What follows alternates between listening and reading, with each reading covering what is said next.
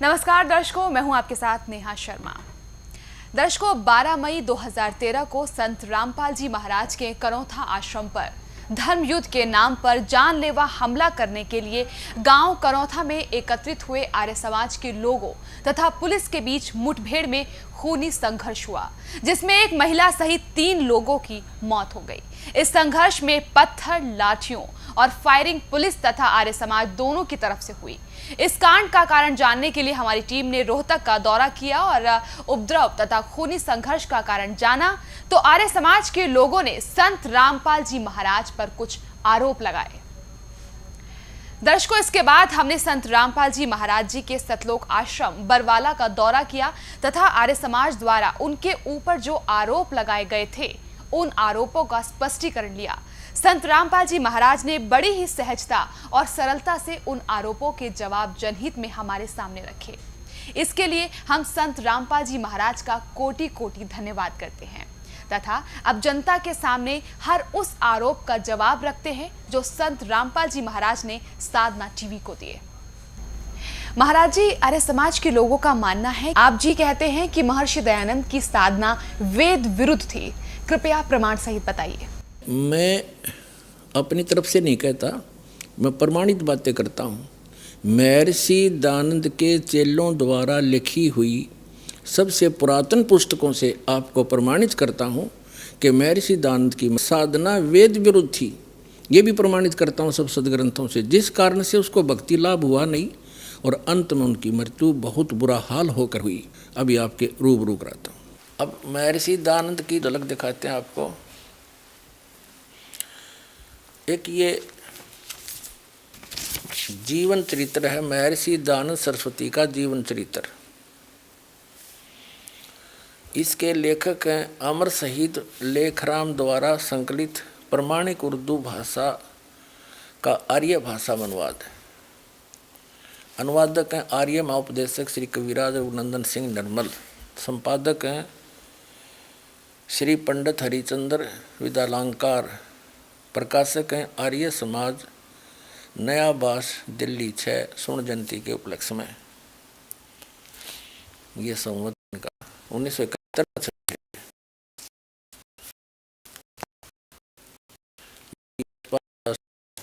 लिखा हुआ इसमें। अच्छा, ये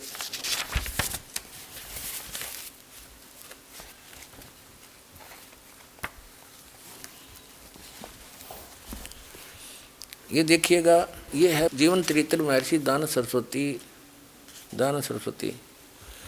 और ये धर्म तथा सामाजिक प्रथाओं संबंधी प्रश्नों का समाधान, ये इसका वो चल रहा है प्रश्न उत्तरी 294 पृष्ठ पे 294 पे, या नीचे आ जाते हैं। अब किसी ने प्रश्न किया कि संध्या 2 समय करनी चाहिए व 3 समय। उत्तर महर्षि दयानंद कहते हैं केवल 2 समय, प्रातः तथा सायं, 3 समय नहीं। ठीक है, महर्षि दयानंद कहता है 2 समय, प्रातः और सायं, 3 समय नहीं करनी चाहिए। ठीक है। फिर प्रश्न करता कहता है कि बार बार या प्रत्येक बार मंत्र जाप करना या परमेश्वर का नाम लेना चाहिए या नहीं, और जैसे ब्राह्मण 1,00,000-2,00,000 मंत्र या परमेश्वर के नाम का जाप और पुरस्चरण करते हैं, यह ठीक है व नहीं। उत्तर, पहचानना चाहिए। पहचानने का अर्थ करता है आगे चलकर आगे बताएं, पहचानना चाहिए। ठीक है। जप और पुरस्चरण करना कुछ आवश्यक नहीं, यानी जाप जूप करने की कोई आवश्यकता नहीं। फिर पूछा परमेश्वर का कोई रूप है व नहीं। महर्षि दयानंद उत्तर देते हैं उसका कोई रूप और रंग नहीं है, वह अरूप है, और जो कुछ इस संसार में दिखलाई देता है वह सब उसी का रूप है, क्योंकि केवल वह अर्थात वही एक सब का बनाने और उत्पन्न करने वाला है। इसके अब सुनते रहिए इसकी कलाबाजी। इसमें क्या कहा इसने कि 2 समय संध्या करनी चाहिए, 2 समय उपासना भक्ति 2 समय करनी चाहिए, 3 समय नहीं। और जाप करने की कोई आवश्यकता नहीं, बार बार जैसे 1,00,000 मंत्र कर लो, 2,00,000 कर लो, 1,000 कर लो, वो जप नहीं करने। बताओ। और वेद कहता है, यजुर्वेद अध्याय नंबर 40 के मंत्र नंबर 15 में लिखा, ओम कर्तु समर केलवे समर। और कर्तुम समर, ओम नाम का जाप काम करते करते सिमरन करो, विशेष कसक के साथ सिमरन करो, विशेष श्रद्धा के साथ। और मनुष्य जीवन का प्रथम कर्तव्य जाने का ओम नाम का जाप लगातार करो। यही परमेश्वर ने सूक्ष्म वेद में बताया है, स्वयं अपनी अमृतवाणी में स्वयं आकर जो बताते हैं तत्व ज्ञान।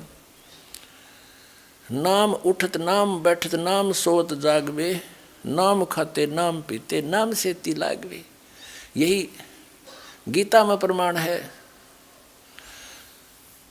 गीता जी में 3 अध्याय के 7, 8, 9 में स्पष्ट किया है कि 3, 4 से लेकर 9 तक स्पष्ट किया है कि अर्जुन, यदि तू काम करते करते भक्ति कर। 8वें अध्याय के श्लोक नंबर 5 और 7 में गीता ज्ञानदाता कहता है कि अर्जुन तो युद्ध भी कर और मेरा ध्यान मेरा सिमरन भी कर, मंत्र भी जाप कर।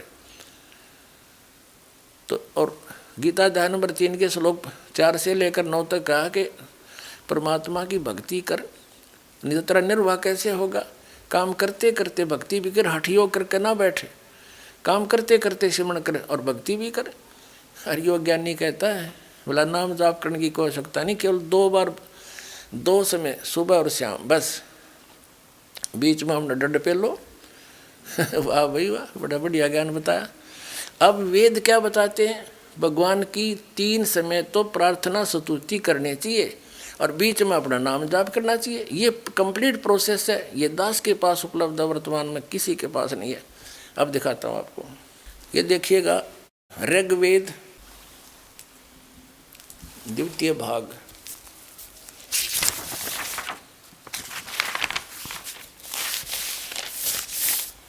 ये कहाँ से प्रकाशित है, प्रकाशक है पंडिता राकेशा रानी, प्रधान कार्यालय वेद मंदिर महात्मा वेद भिक्षु सेवा आश्रम लेखराम नगर अब्राहिमपुर मुखबेलपुर दिल्ली, मुखबेलपुर दिल्ली। ये यहाँ से छपा है, ठीक है। और इसमें ये है ऋग्वेद मंडल नंबर 8 और सूक्त नंबर 1 का मंत्र नंबर 29, ये 29। इसका अर्थ है कि व्यापक प्रभु वसो माने हे पृथ्वी पर बसने वाले व्यक्तियों, इसका अर्थ ये होना चाहिए सूर्य उदय के समय मेरी स्तुतियाँ, दिन के मध्य में मेरी स्तुतियाँ और रात्रि होने पर भी मेरी स्तुतियाँ आप पुनः पुनः स्मरण करें। अब था यो मैं ऋषि दानद अज्ञानी, वेदों को सत्य माने और अपने अज्ञान समाज मानव समाज में घुसेड़ दिया। सारा वेद विरुद्ध ज्ञान। वेद बताते हैं 3 समय स्तुति करो, सुबह दोपहर को और शाम को। ये तो दास आपको बताता है। सुबह का नित्यनेम आप डेली करते हो भगत, दोपहर को सभी देवों की स्तुति होती है, वो प्रार्थना आपसे दी जाती है, और शाम को संध्या आरती करते हैं। 3 समय करते हैं, यही वेद बताते हैं, ये सूक्ष्म वेद बताता है। और मैं ऋषिदानंद कहता है ना 2 समय करनी, क्यों भांग के नजर रहे दाई ने कि कोई पूछा कि मैं बांट दे। इसने मैं ऋषि मान्य रहे थे, वेद जाने होंगे इन्होंने, इसलिए सारी बात मान ली हमने। यार ये समाजी कौन है, हमारे भाई बहन हैं, चाचे ताऊ हैं, मामा और बुआ के भाई भतीजे बहन बेटी वो अपने ही हैं। इस अज्ञानी ने हमसे अलग कर दिया और नाश कर दिया उनके जीवन का, कख पता नहीं।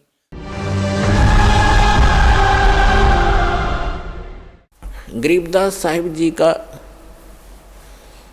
मूल गांव है करौथा, जहाँ पर अपना एक छोटा सा आश्रम था, जो इन दुष्ट लोगों ने सुहाया नहीं, जिनकी रोजी रोटी बंद हुई थी झूठों की, और वहाँ झूठा प्रचार करके जनता को भ्रमित किया, मुख्यमंत्री को भ्रमित किया, क्योंकि वो भी आर्य समाजी है। दास के ऊपर झूठे आरोप लगा के और झूठे केस में जेल में डाल दिया और उसको आश्रम को ग्रहण कर लिया। फिर भी परमात्मा कहते हैं कि साच को आंच नहीं होती। पुणात्मा, हाई कोर्ट ने हमारे हक में फैसला कर दिया। सन 2009 में मुख्यमंत्री आर्य समाजी और आर्य जो हमारा विरोध कर रहे थे, आर्य प्रतिनिधि सभा हरियाणा वाले, वो दोनों मिलकर सुप्रीम कोर्ट पहुंच गए। देख इनकी अकल मारी जा रही। कोई बात हो, अरे हम तो सत्य असत्य की लड़ाई लड़ रहे हैं, ज्ञान और अज्ञान का झगड़ा, ज्ञान का जवाब ज्ञान से देना चाहिए। अब सुप्रीम कोर्ट में ऐसा मुंह पे थप्पड़ मार दिया परमात्मा ने उनके 8 वकील, 6 तो सरकार के, 2 उनके टॉप मोस्ट वकील कर रखे। हमारा ओरिजिनल वकील भी नहीं जा रहा था, उसको कोई काम हो गया अचानक, और परमात्मा के बच्चों को आश्रम दिवा दिया। इससे बड़ा चमत्कार पुण्यात्मा कोई नहीं हो सकता। अब भगवान से बाहर कौन जाएगा? ये जज क्या है? ये भी परमात्मा के रिमोट से चलते हैं, उसी के बच्चे हैं, उनकी बुद्धि उनके हाथ में है। 1 सेकंड में सच्चाई को ऊपर ला दिया। पुण्यात्मा, हमने उस आश्रम की आवश्यकता भी ना रही थी, क्योंकि वहाँ पर तुम्हारी गाड़ियाँ भी ना खड़ी हों सारी। जब आज हमारी व्हीकल चले जाओ, व्हीकल भी ना हो उसमें, वो तो ओडे रह गया। लेकिन इनकी जात का बेड़ा पट गया कि इसे मुख्यमंत्री होया करें। राजा को चाहिए दोनों तरफ की बात सुनकर जब डिसीजन लेना चाहिए। एक तरफ जुआ जुड़ जा, तो ये कलयुगी राजाएं हैं। पुराने राजाओं का आप हिसाब लाओ। रामचंद्र जी राजा थे अयोध्या के, वो किसी मंत्री या किसी अपने साथी की बात में विश्वास नहीं करते थे, भगवान से डरने वाले थे। यदि कोई ऐसी जटिल समस्या होती, वो स्वयं वेश बदल कर जाया करते थे और निष्कर्ष निकाल कर निर्णय लिया करते थे। राजकाल के राजा, उनकी पार्टी के 2 बात कह दे, फलाना ऐसा है, दकड़ा ऐसा है, कर दो उसका नाश। लेकिन हमारे साथ भगवान है, हमारा विरोध करने वालों का नाश हो जाएगा। भगवान के बच्चों का नाश आज तक हुआ नहीं, हर ना होगा।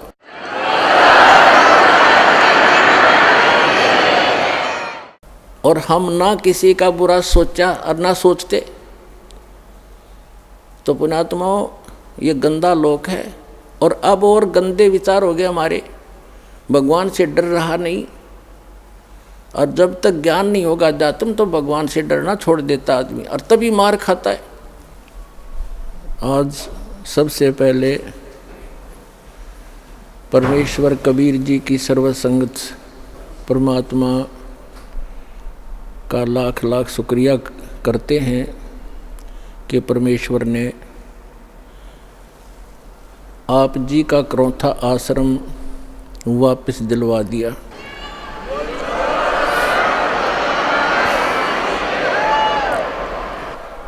न्याय मिला, भले ही देर से मिला। कहते हैं सत्य को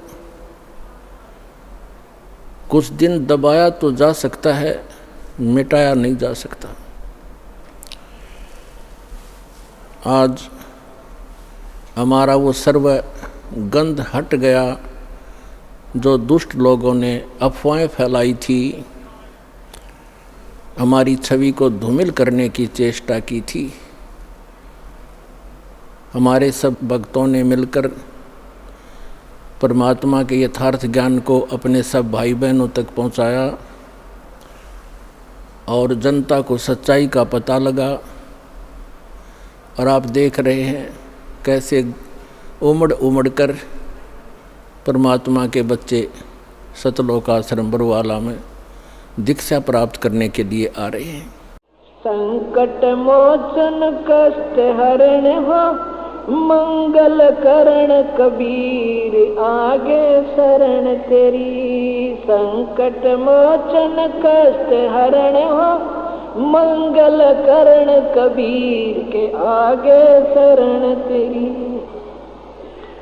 संकट मोचन कष्ट हरण हो, मंगल करण कबीर आ गए शरण तेरी। परमात्मा कहते हैं कि भगत बीज पलटे नहीं, चाहे आए पड़ोसो झोल, और जय कंचन बिष्टा पड़े, घटे नता का मोल। यदि सोने को गोल्ड को टट्टी के अंदर डाल दिया जाए उसकी कीमत कम नहीं होती।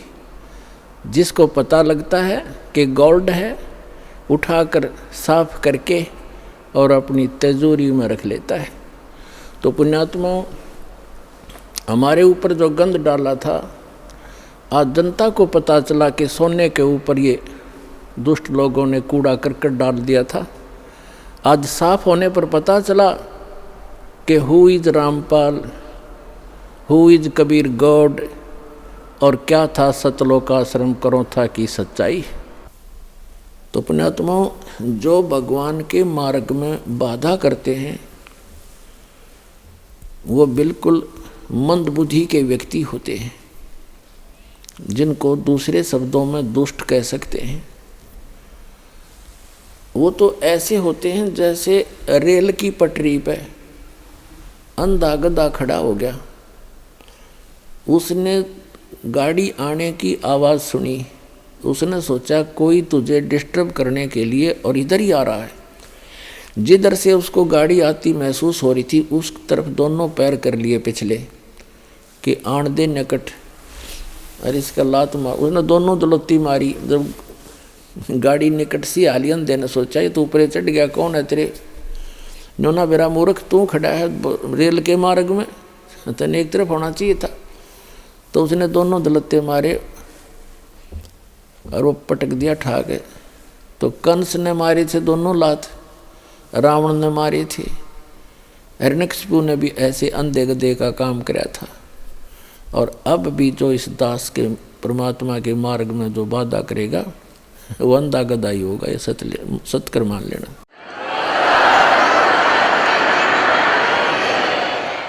पुण्यात्माओं, दुष्ट लोगों का स्वभाव ही होता है दुष्ट कर्म करने का, और साधु संतों का काम होता है स्वभाव जो उनका होता है परमार्थ ही करने का। और कबीर साहब ने हमें शिक्षा भी दी है कि जो तोकू काटा बोवे ताको बो तू फूल, तो हे फूल के फूल हैं वाह को है त्रिशूल। हमें परमात्मा कहते हैं कि आपको यदि कोई कष्ट देता है आप उसको कुछ ना कहो, परमात्मा पर छोड़ो, फिर देखना वो उसका कैसा रिजल्ट आपको देगा। जो तोकू काटा बोए वाको बो तू फूल, और तोहे फूल के फूल हैं वाको है त्रिशूल। वो तो विधान है परमात्मा का, जो जैसे कर्म करेगा उसको फल तो मिलेगा ही मिलेगा। अब पुण्यात्मा कहते हैं संत न छोड़े संतता, कोटिक मिलो असंत। साधु भक्त अपना स्वभाव नहीं चेंज किया करते, बदला नहीं करते, चाहे कितने असंत दुष्ट लोग उनसे कितना ही बुरा व्यवहार करते रहे, वो भगवान पर विश्वास रखने वाले होते हैं। तो जैसे 12 जुलाई सन 2006 को क्रोथा कांड उन्हीं दुष्ट लोगों ने किया था, जो अभी 9 अप्रैल सन 2013 में उन्होंने अपनी जात फिर दिखा दी जनता के सामने। वह सच्चाई आ गई कि ये कितने अच्छे लोग हैं और कितने झूठे हैं, कितनी अफवाह फैलाई थी। यही कारण उस दिन था और वही कारण ये 9 अप्रैल को इन्होंने करके दिखा दिया।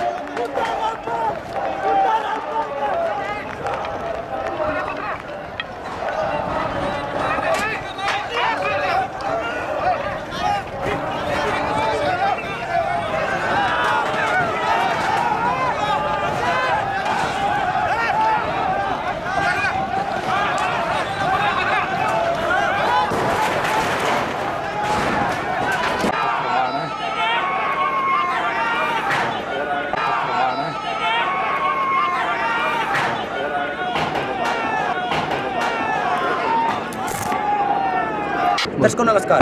आज हम उपस्थित हैं सतलोक आश्रम करोथा, जिला रोहतक, हरियाणा में। जैसे कि आप जानते हैं, संत रामपाल जी महाराज जी को परसों शाम को 5 बजे सतलोक आश्रम हैंडओवर करवाया गया था।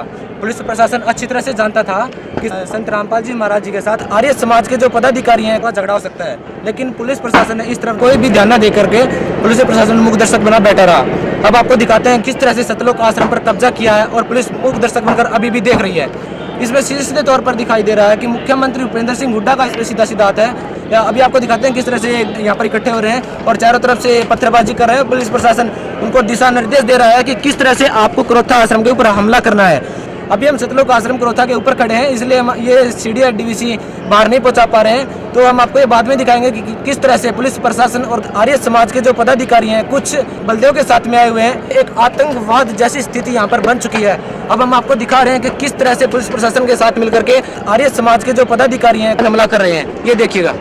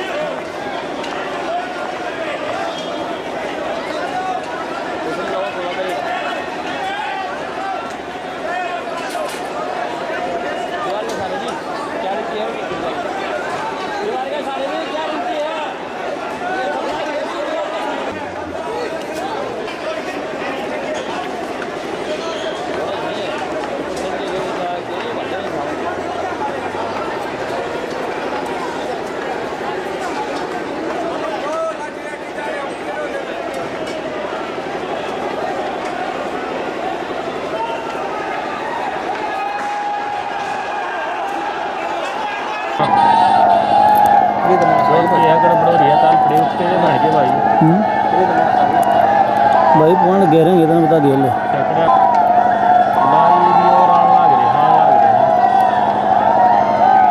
दो दिन का ये तो भाई की इतना उनका तारा हो लिया पूरा ये दिन भाई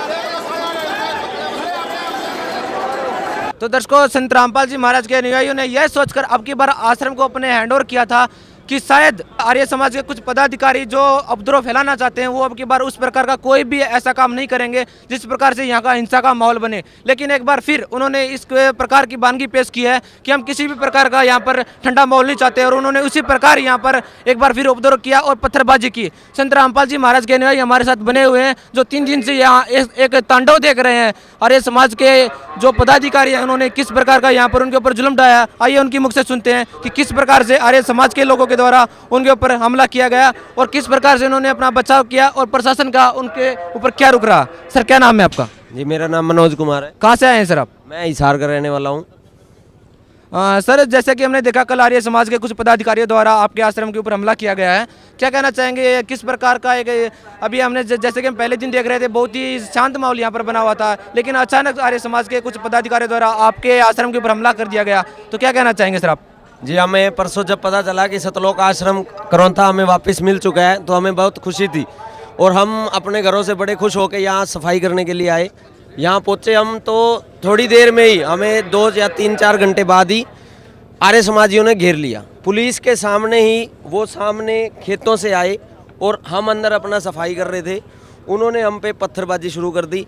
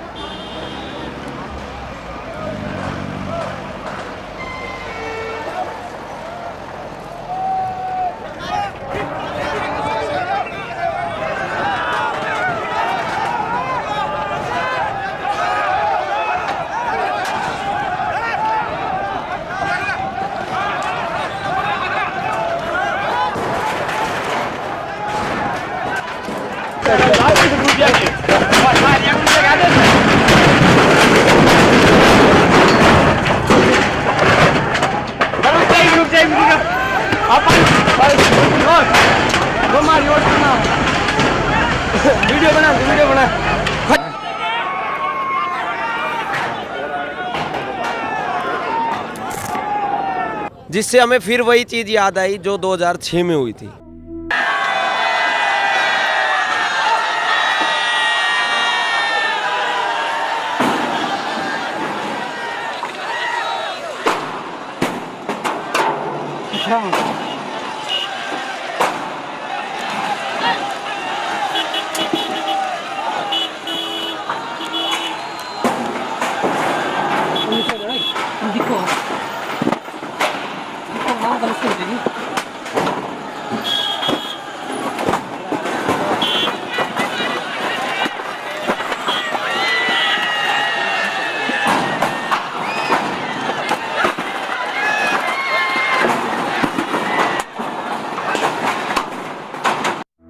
में लगे हुए थे, लेकिन ये लोग बदमाश हैं, एक नंबर के बदमाश हैं। थे आप भी चाहते तो हमला कर सकते थे, लेकिन आपकी तरफ से कोई रिस्पांस नहीं दी गया। आपने किसी भी प्रकार का कोई विरोध नहीं किया कि आप हमारे ऊपर पत्र करें, हम भी आपके ऊपर पत्र करेंगे। क्या कारण था कि आपने उनका विरोध नहीं किया? हम संत रामपाल जी महाराज जी के शिष्य हैं और उन्हीं के आदेश पे ही सब कुछ करते हैं। संत रामपाल जी महाराज के अनुसार ये भी हमारे भाई हैं। संत रामपाल जी ये कहते हैं कि ये जो पूरा जगत है उन्हीं एक परमात्मा के बच्चे हैं, हम सब एक भाई हैं। और उनके ये आदेश थे कि ये पत्थरबाजी करें या कुछ भी करें, हम कानून की कार्यवाही को देखेंगे। इसलिए हमने कोई पत्थरबाजी नहीं की। हम अंदर बैठे थे, आराम से सिर्फ गवर्नमेंट को देख रहे थे कि गवर्नमेंट क्या कर रही।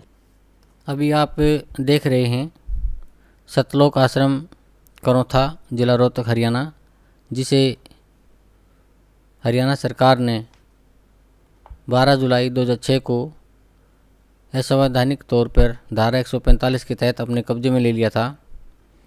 उसी आश्रम को माननीय सुप्रीम कोर्ट ने 18 फरवरी 2013 को हरियाणा सरकार वारीय प्रतिनिधि सभा की याचिकाओं को खारिज करते हुए सतलोक आश्रम करौथा, जिला रोहतक, हरियाणा को संत रामपाल जी महाराज को वापस सौंप दिया। अभी आप देख रहे हैं 20 मार्च 2013 को धनौली गौशाला, जिला जींद में स्थित है, जहां पर मुख्यमंत्री हरियाणा के साथ दोनों उपद्रवकारी बैठे दिखाई दे रहे हैं।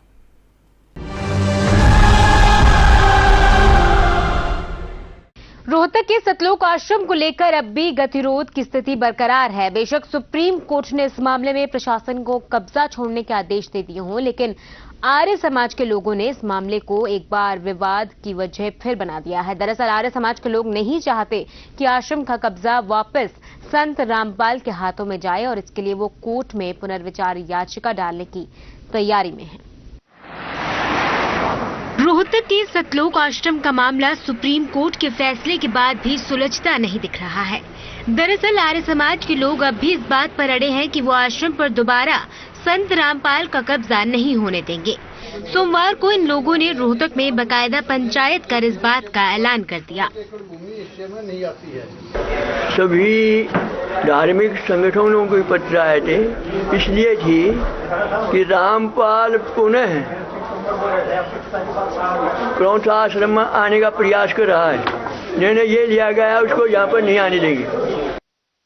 गौरतलब है कि जुलाई 2006 में विवाद के बाद प्रशासन ने करौथा के सतलोक आश्रम को सीआरपीसी की धारा 145 के तहत अपने कब्जे में ले लिया था, जिसके बाद बंदी छोड़ भक्ति मुक्ति ट्रस्ट की ओर से इसे हाईकोर्ट में चुनौती दी गई।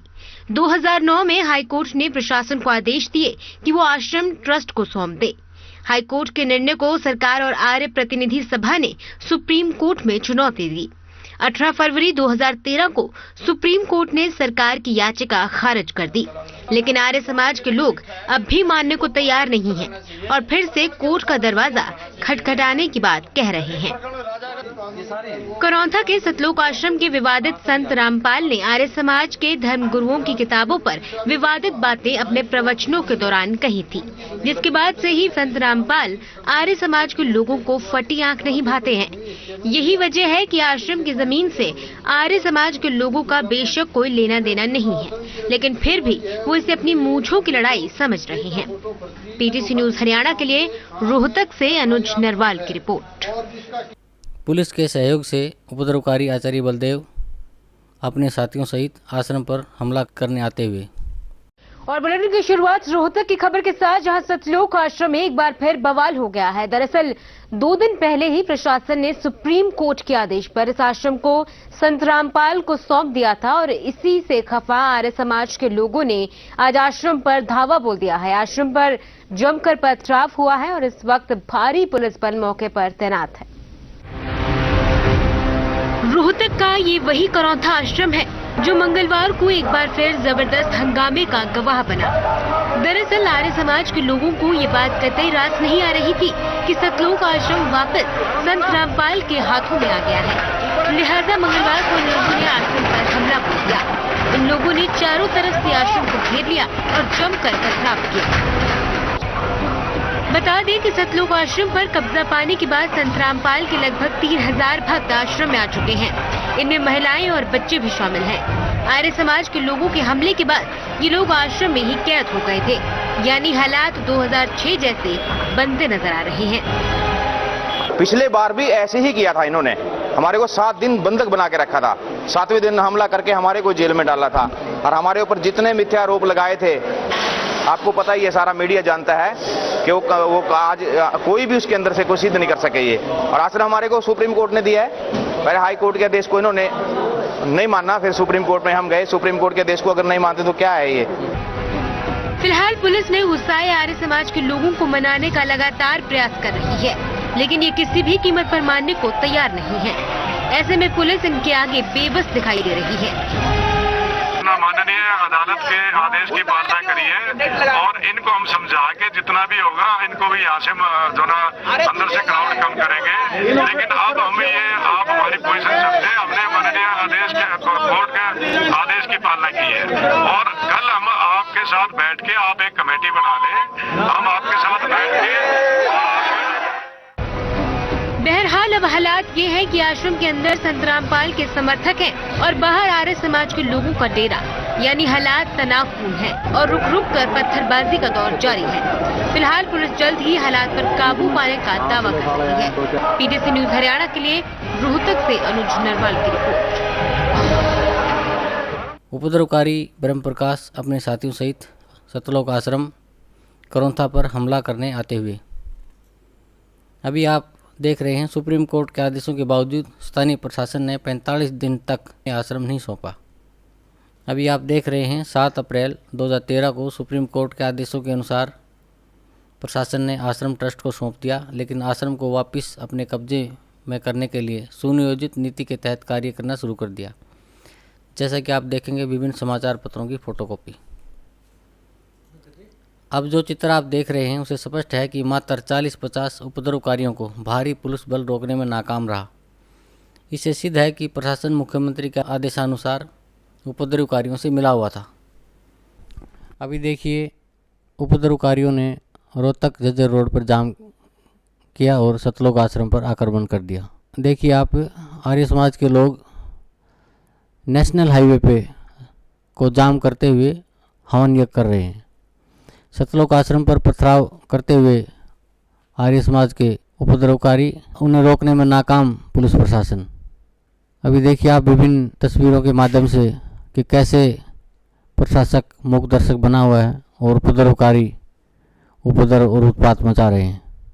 अभी देखिए करौथा आश्रम के बाहर डटे आर्य समाजी और पथराव। और दूसरी तस्वीर में आप स्पष्ट देख रहे हैं आचार्य बलदेव अपने साथियों सहित हाईवे पर हवन यज्ञ करते हुए। अभी आप देख रहे हैं उपद्रवकारियों ने आश्रम को चारों तरफ से घेर रखा है और स्थिति काफ़ी तनावपूर्ण है और पुलिस प्रशासक मूक दर्शक बन के देख रहा है। अभी आप देख रहे हैं पुलिस कप्तान एक उपद्रवकारी के सामने हाथ जोड़े खड़ा है और दूसरी तस्वीर में स्पष्ट दिखाई दे रहा है कि कैसे उपद्रवकारी अपने हाथों में घातक हथियार लेकर आश्रम की तरफ बढ़ रहे हैं। अभी आप देखिए हाथों में खुलेआम हथियार लेके प्रदर्शन कर रहे हैं। अभी देखिए उपद्रवकारियों ने हाईवे को जाम किया हुआ है और आते जाते राहगीरों के साथ हाथापाई कर रहे हैं। अभी देखिए आर्य प्रतिनिधि सभा ने आश्रम पर किया पथराव। अभी आप देख रहे हैं आर्य प्रतिनिधि सभा ने रोहतक झज्जर हाईवे को जाम कर रखा था और आश्वासन पर आधी रात को उन्होंने जाम खोला। अभी आप देख रहे हैं सतलोक आश्रम पर पथराव करने वालों पर मामला दर्ज। पुलिस की गुपचुप कार्रवाई, कोई नामजद नहीं, यानी अज्ञात के खिलाफ धारा 148, 149, 283, 353 और 341 के तहत मामला दर्ज, लेकिन कोई गिरफ्तारी नहीं। ये देखिए अज्ञात के खिलाफ काटी गई एफआईआर की फ़ोटोकॉपी। अब आप देख रहे हैं प्रशासन द्वारा लगातार धमकी दी जा रही है कि सतलोक आश्रम पर लागू होगी धारा 144।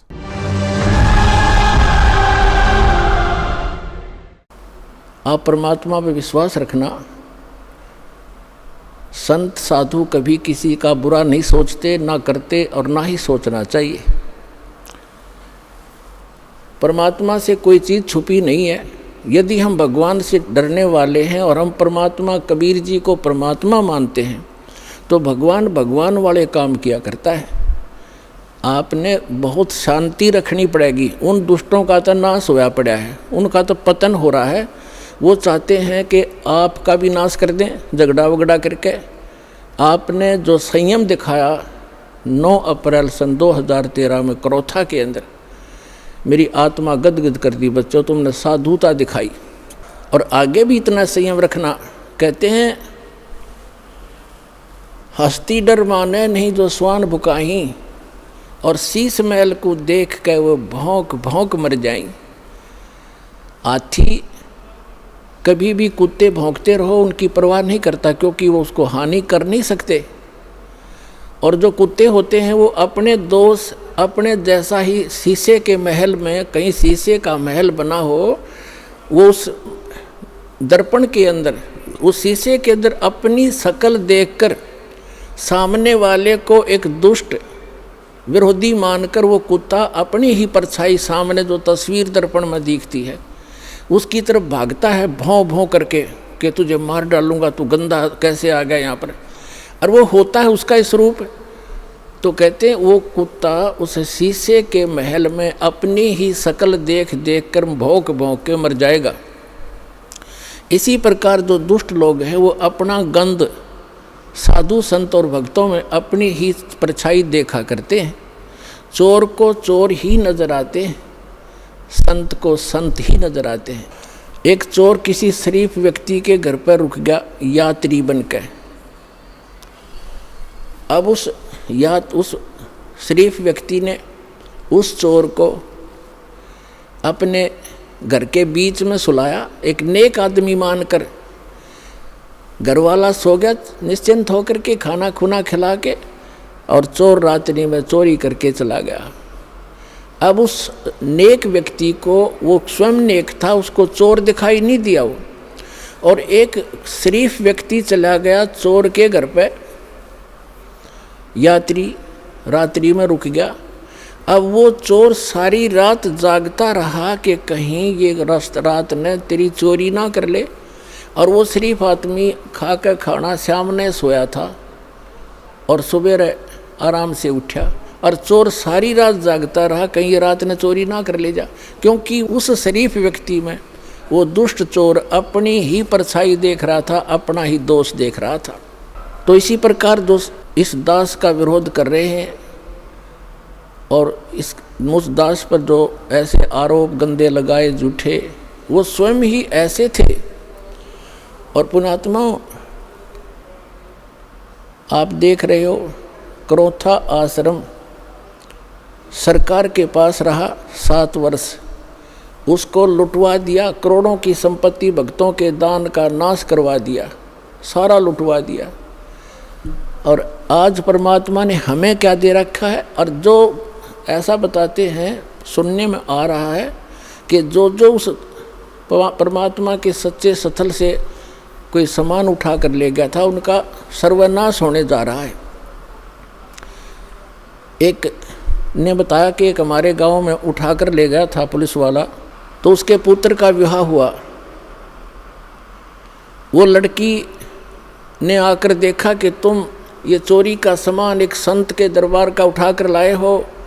वो लड़की उनको तलाक दे दिया कि मैं तुम्हारे जैसे दुष्टों के घर पर नहीं आऊँगी। 2 महीने के बाद उसका अपना पुत्र विष खाकर मर गया, इकलौता पुत्र था, उसका सर्वनाश हुआ।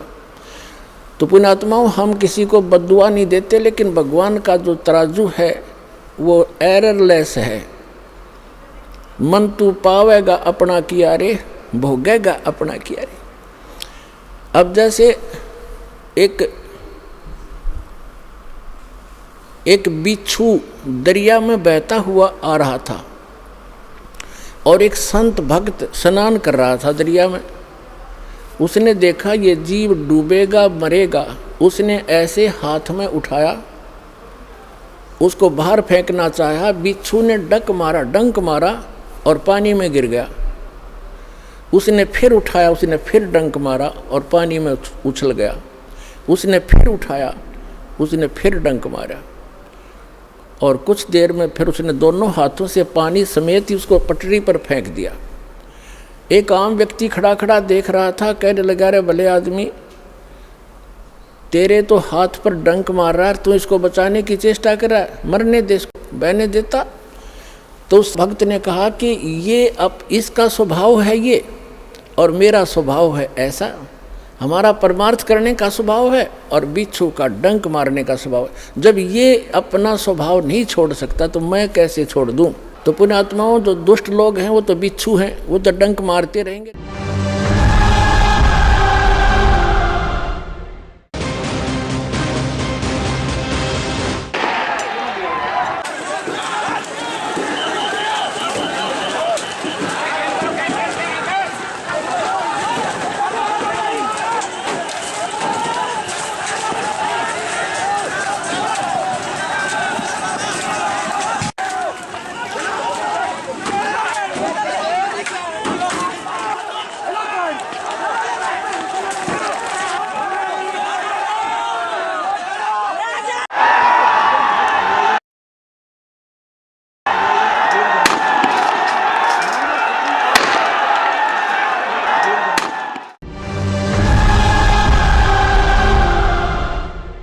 रोहतक पुलिस द्वारा एक झूठी एफआईआर नंबर 154 दिनांक 13/5/2013 को दर्ज की गई, जिसमें कहा गया है कि उपद्रवी महिला प्रोमिला को गोली संत रामपाल जी महाराज के इशारे पर सतलोक आश्रम करौथा से उनके अनुयायियों ने मारी।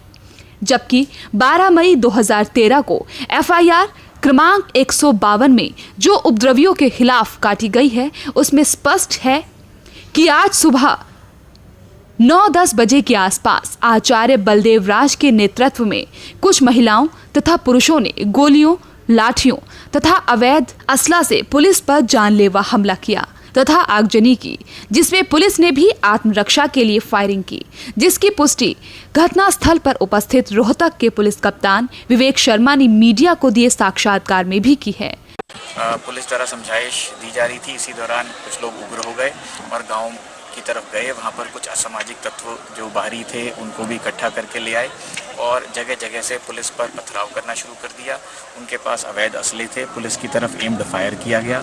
इसी दौरान भारी आगजनी क्राउड के द्वारा की गई, जिसमें कई बसें और एम्बुलेंस, वाटर टैंकर, पुलिस की निजी मोटरसाइकिल जो हमारी फोर्स आई हुई थी वो जला दी गई और एक ठेका था शराब का, उसको भी जला दिया गया और भी काफ़ी सरकारी संपत्ति को नुकसान पहुंचाया। इतनी आर्सन हुई, लॉलेसनेस हुई, पुलिस पर भारी फायरिंग हुई। इसके चलते पुलिस ने भी जवाबी अपनी कार्रवाई करी और जिसमें कुछ असामाजिक तत्व जो हैं वो घायल भी हुए हैं। अभी इसमें we are taking stock of the situation. यहाँ पर आश्रम की सिक्योरिटी हमारा इस समय यहाँ पर मेन अभी टास्क है। इसके चारों तरफ पुलिस तैनात है और जैसे ही कोई और इनपुट आएगी घायलों के बारे में, पुलिस के भी काफ़ी कर्मचारी घायल हुए हैं। एक काफ़ी क्रिटिकल भी है हमारा सब इंस्पेक्टर की भी गोली लगी है, तहसीलदार भी काफ़ी घायल हैं, नायब तहसीलदार को भी चोट लगी है। काफ़ी ज़्यादा मात्रा में पुलिस की तरफ से भी घायल हुए हैं और गाँव वालों को भी चोटें आई हैं, जिसकी कवरेज मौके पर मौजूद मीडिया कर्मियों द्वारा की गई, जिसका लाइव टेलीकास्ट भी किया गया कि प्रदर्शनकारियों तथा पुलिस मुठभेड़ के दौरान हुई गोलीबारी में एक प्रोमिला नाम की महिला सहित 3 लोगों की मौत हो गई, जिसकी एक झलक आपके सामने प्रस्तुत कर रहे हैं।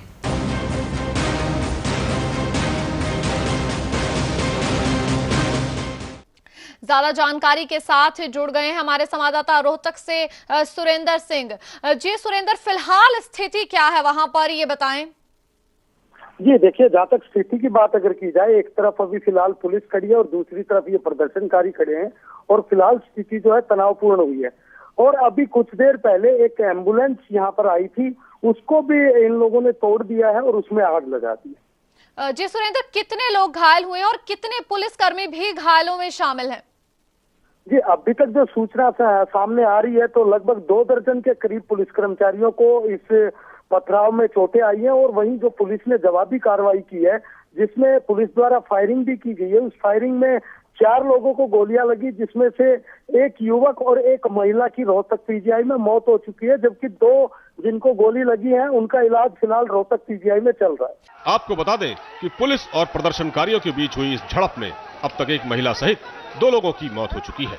मरने वालों में करौथा निवासी पोमिला नाम की एक महिला, पानीपत के शाहपुर निवासी संदीप और रोहतक के युद्धवीर की मौत हो चुकी है। इस हिंसक झड़प के दौरान अब तक 100 से ज्यादा लोग घायल हुए हैं। घायलों का इलाज पीजीआई रोहतक में किया जा रहा है। Devendra Sharma, news express, Rohtak. हादसे में और क्या गोली लगी है उस शख्स को, क्या हुआ है, हमारे संवाददाता सुरेंद्र हमारे साथ जुड़ गए हैं। सुरेंद्र, जिस शख्स की मौत हुई है, जिसकी आधिकारिक पुष्टि हो चुकी है, क्या उसको गोली लगी थी? जी बिल्कुल, देखिए जिस समय ये सारा मामला चल रहा था, पुलिस पर पथराव हो रहा था, तो वो प्रदर्शनकारियों को रोकने के लिए पुलिस की ओर से फायरिंग हुई और इस फायरिंग के अंदर एक संदीप नामक युवक है जो शाहपुर गांव सोनीपत जिले का रहने वाला है। उसकी गर्दन में गोली लगी और उसको तुरंत पीजीआई में ले जाया गया, जहां पर उसको मृत घोषित कर दिया गया। वहीं जो करौथा गाँव है जहाँ ये सारी घटना हुई है, वहाँ की एक महिला प्रोमिला, उसको भी गोली लगी, उसे रोहतक पीजीआई ले जाया गया, वहाँ उसकी भी मौत हो चुकी है।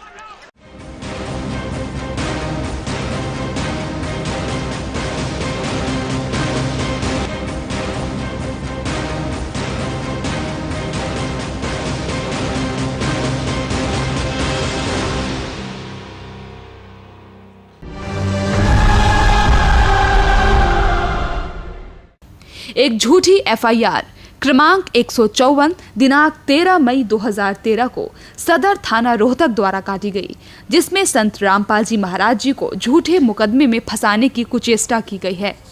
जबकि संत रामपाल जी महाराज घटना स्थल करौथा जिला रोहतक से 120 किलोमीटर दूर सतलोक आश्रम बरवाला जिला हिसार में प्रतिमाह आयोजित होने वाले समागम में सत्संग प्रवचन कर रहे थे। सतलोक आश्रम बरवाला में लगे सीसीटीवी कैमरों में भी संत रामपाल जी महाराज की उपस्थिति दर्ज है। इससे स्पष्ट है कि संत रामपाल जी महाराज को फंसाने के लिए झूठा मुकदमा बनाया गया है।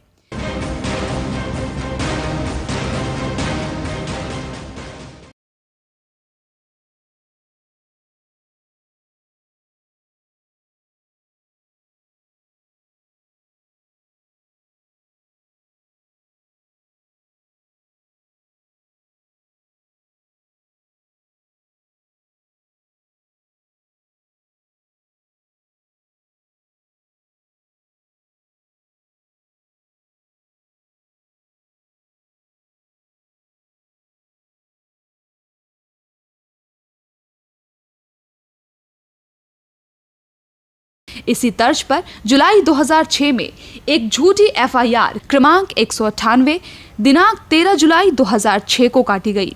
इसमें भी संत रामपाल जी महाराज पर झूठे मुकदमे बनाकर जेल में डाला गया था।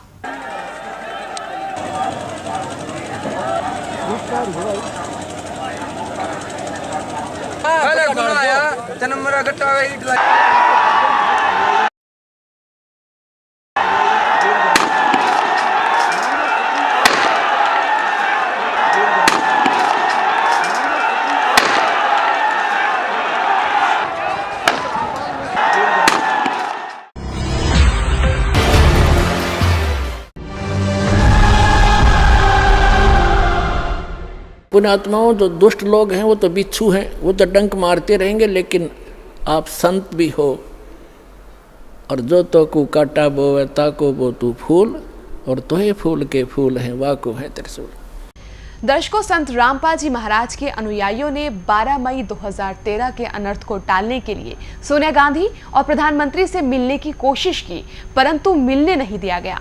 उसके बाद दिल्ली जंतर मंतर पर जाकर के यही संदेश दिया और केंद्र सरकार को अवगत कराया कि आने वाले समय में भी हरियाणा के मुख्यमंत्री आर्य समाज के गुंडों को प्रेरित करके सतलोक आश्रम करौथा पर कभी भी हमला करवा सकते हैं, जैसा उन्होंने 12 जुलाई 2006 और 9 अप्रैल 2013 को किया। दर्शकों, अब हम आपको दिखा रहे हैं संत रामपाल जी महाराज के अनुयायियों द्वारा जंतर मंतर पर किया गया शांतिपूर्वक प्रदर्शन। बंदी छोड़ सतगुरु रामपाल जी महाराज की जय। अब आपने देखा 9 अप्रैल 2013 को किस तरह से पुलिस की उपस्थिति में ये मुट्ठी भर गुंडे पथराव कर रहे, पुलिस रोक नहीं रही। यदि ये लोग शरीफ होते तो पुलिस इनको डंडे से पीटती, इनके खिलाफ मुकदमे भी करती। सतलोक आश्रम करौथा में अंदर बैठे लोगों पर भी मुकदमे दायर किए थे 2006 में। इनके सामने ही ये लोग सब जानते हैं, फिर भी मुकदमे दर्ज नहीं हुए। जब ये सीन देखते हैं कलेजा मुंह को आता है कि हमारा दोष क्या है। सच बोलना हमारी फितरत बन गई है, हम रुक नहीं सकते सच बोले बिना, चाहे इससे भी और आक्रमण हो तब भी ये सच बोला जाता रहेगा। इस दौरान विकास जी से मेरा अनुरोध है कि वो आए, अपनी बात रखें। विकास दास सिंहपुरा। सत साहिब सतगुरुदेव की जय हो। बंदी छोड़ सतगुरु रामपाल जी महाराज की जय हो। मैं अपने सभी साथी भक्तों से हाथ जोड़ के अनुरोध करता हूं कि एक बार उस महान संत, परम संत और एकमात्र संत की जय इतनी जोर से बोलो कि इस राजनीति में फंसे हुए बहरे लोगों को के कान के पर्दे फट जाए। बोलो सतगुरुदेव की जय हो। बंदी छोड़ सतगुरु रामपाल जी महाराज की जय हो। मेरी प्रार्थना है दिल्ली के उन लोगों से कि आज देख ले कि उनके यहाँ कौन आया है। ये उस परम संत के बच्चे हैं जिसने हमें सच्चाई का संदेश दिया है, और ये संदेश सुनकर अपराधी और बेईमान लोग विचलित हो उठे। सबसे पहले दोस्तों, दिल्ली वासियों को मैं अपना परिचय देना चाहूंगा। मेरा नाम विकास दास और मेरी पहचान कि मैं संत रामपाल जी महाराज का शिष्य हूं। मेरा भूतकाल काफी अंधेरे में था कि जिन दोषी अपराधी गुंडों को आप देख रहे थे, मैं इनका साथी था। लेकिन उस परम संत की दया से, उस परम संत की महान कृपा से इस दास पर दया हुई और मेरी आंखें खुल गई।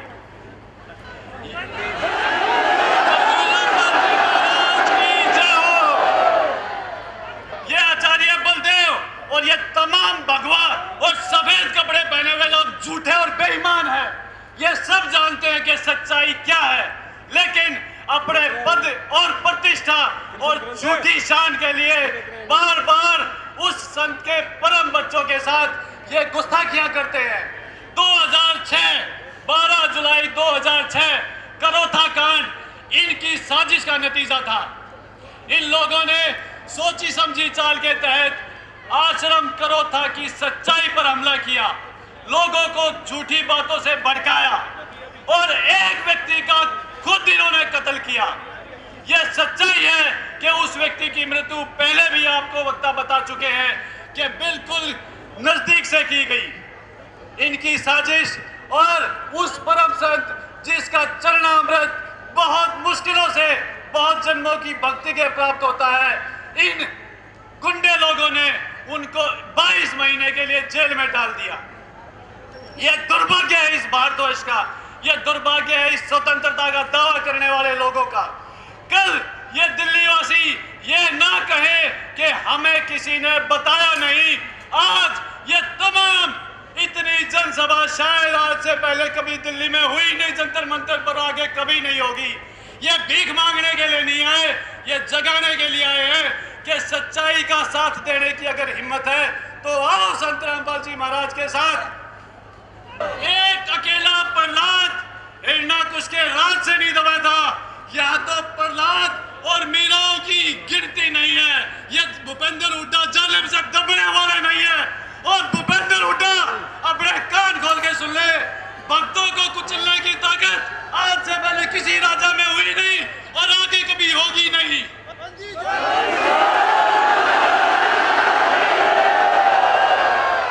ये उस परम पिता कबीर परमात्मा के भगत है जिसके जीवन मृत्यु मुट्ठी में है, और कोई इनको क्या डराएगा, तो इनको क्या मारेगा। ये मरने से नहीं डरते, ये अपराध करने से डरते हैं। ये कभी नहीं चाहते कि सामने वाले को कोई नुकसान पहुंचाया जाए, वरना ये चार गुंडे करोता आश्रम पे हमला कर दे, इनकी औकात नहीं।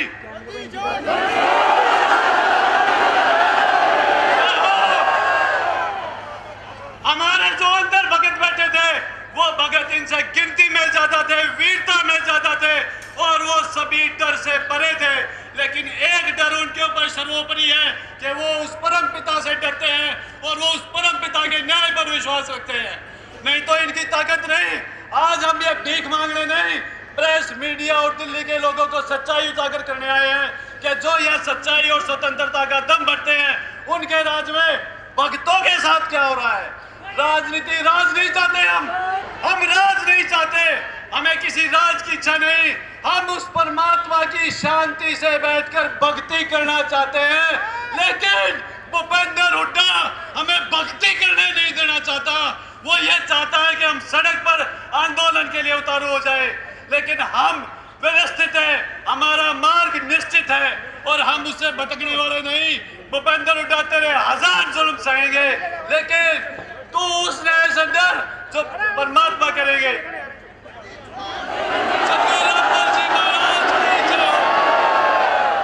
अगर तेरा जुल्म, तेरा प्रशासन किसी भगत का नाखून भी काट दे तो इस बात की जिम्मेवारी इस परम पिता परमात्मा की है। इन भक्तों का कुछ बिगड़ नहीं सकता। भूपेंद्र हुड्डा ये अत्याचार बंद कर दे, वरना तेरा आने वाला समय उसकी बुराई वो कहीं नहीं जा सकती, पितरे पाप के गर्त में चला जाएगा कि उसका अंदाजा नहीं। और ये चारे बलदेव, ये सब किराए के गुंडे कितने दिन तू इनके बस में खैर मनाएगा। ये आदि देख जो आज जंतर मंतर पे आई हुई है, ये बैनर पढ़ जो तेरे अत्याचार की गवाही देते हैं, ये सीडी देख जो साक्षात है इस बात की कि तू एक गुंडा है, तू एक बदमाश है और तू भगवान विरोधी नास्तिक है।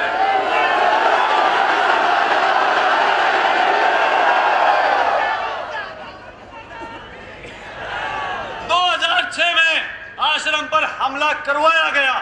हमला होने के बाद आश्रम में के अंदर अनुयायियों को और परम संत को 22 महीने जेल में भेजा गया और सतलोक आश्रम करोथा को सील कर दिया गया। मैं जानना चाहता हूं उन सभी कानून के सलाहकारों से, जानकारों से कि कौन सा अधिकार, किस अधिकार के तहत उन्होंने करोथा आश्रम को सील कर दिया। धारा 145 कानून के जानकार नहीं सभी लोग ये जानते हैं कि उस भूमि पर लगती है जो भूमि विवादित हो। अगर कल झगड़ा जंतर मंतर पे हो जाएगा तो जंतर मंतर सील नहीं होगा। सील होंगे तो वो लोग सील होंगे जिनका झगड़ा हुआ था, और दोनों ही पक्ष के लोग, चाहे किसी भी प्रकार का मुकदमा बने, वो वहां बनेगा। लेकिन बिल्कुल अनहोनी और अन्याय हुआ करोथा आश्रम में कि उस आश्रम को सील कर दिया गया। अगर लाल किले में झगड़ा हुआ तो क्या लाल किले को सीज कर दोगे? और अंदर बैठे शांतिपूर्वक अपना सत्संग सुन रहे लोगों पर आक्रमणकारियों ने गोलियां चलाई और गोलियां चलाने वालों को 50-50 हजार नकद इनाम दिया गया और उन तमाम भक्तों को जेल में डाल दिया गया। भक्तों को दौड़ा दौड़ा कर पीटा, ये मैं नहीं कहता, ये मीडिया कहता है। संत रामपाल जी के अनुयायियों को दौड़ा दौड़ा कर पीटा। ये अक्षर जब मैं पढ़ता हूं तो खून खोल उठता है कि उनका कसूर क्या था कि उनको दौड़ा दौड़ा कर पीटा। उनकी डीगल में दुकानें फूंक दी जाती है, उनके करोता में ट्रैक्टर फूंक दिए जाते हैं। क्या किया हरियाणा प्रशासन ने, क्या किया हरियाणा सरकार ने? मैं आज जवाब चाहता हूं इस जंतर मंतर की स्टेज के माध्यम से कि आज 7 साल बीत जाने के बाद भी क्या किसी प्रशासन के इंसान ने हमारी सुध ली, लेकिन इस उद्देश्य से कि दोबारा करोथा आश्रम को कैसे लूटा जाए। दोस्तों, मैंने पढ़ा इतिहास में कि गजनी ने सोमनाथ के मंदिर को बुरी तरह से लूटा और कई बार लूटा, लेकिन आज मुख्यमंत्री हरियाणा भूपेंद्र हुड्डा गजनी से भी बड़ा लुटेरा है, जिसने करोथा आश्रम को बेदर्दी से लूटा। और इस बात की गवाह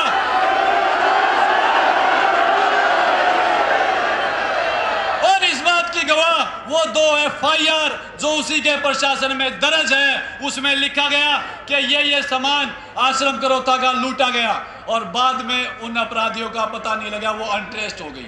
ये सरकार की चाल होती है। पुलिस प्रशासन के अधिकार में करोथा आश्रम, उसमें चोरी, बाद में FIR दर्ज, अपराधियों का ना मिलना, फाइल बंद हो जाना। दोस्तों, 7 साल के बाद जब हम सब ने करोथा आश्रम को देखा तो वहां पानी की ठूठियों की जगह खाली खड्डे थे, फिटिंग के कहीं तार और पट्टियां भी नहीं थी। और अगर दिल्ली के वो लोग जो हमारे आश्रम से अनजान है, मैं उनसे प्रार्थना करूंगा कि एक बार बरवाड़ा आश्रम जरूर जाकर आए और वहां ये देखें कि वहां टिन कम और पंखे ज्यादा होते हैं, वहां धरती कम और मैट ज्यादा होती है। और करोथा आश्रम को इतनी बेदर्दी से लूटा कि वहां पर किसी भी प्रकार की कोई भी सुविधा बाकी नहीं थी। इससे पेट नहीं भरा भूपेंद्र हुड्डा का।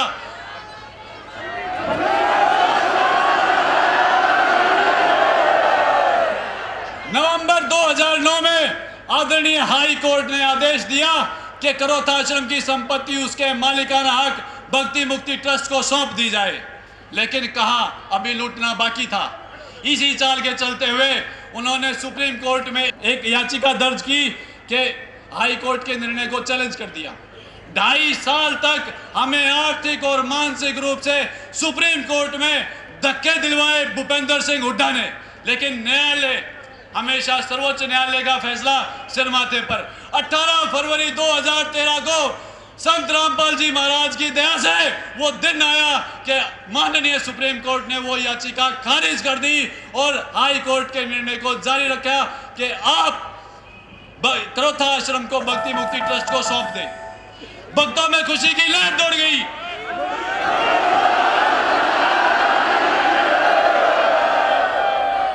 भक्तों में खुशी की लहर दौड़ गई, लेकिन एक राक्षस कभी भी भक्तों की खुशी देखकर खुश नहीं होता। उसने ये देखा कि परम संत के परम भगत खुश है, उसने अपनी प्रशासन की चाल फिर शुरू कर दी। दोस्तों, हम सभी जानते हैं प्रशासन तो मशीनरी है, इसका ड्राइवर नेता है। इस मशीनरी को, इस कार को, इस गाड़ी को वो जिसको कुचलने को कहेगा मशीनरी कुचलेगी।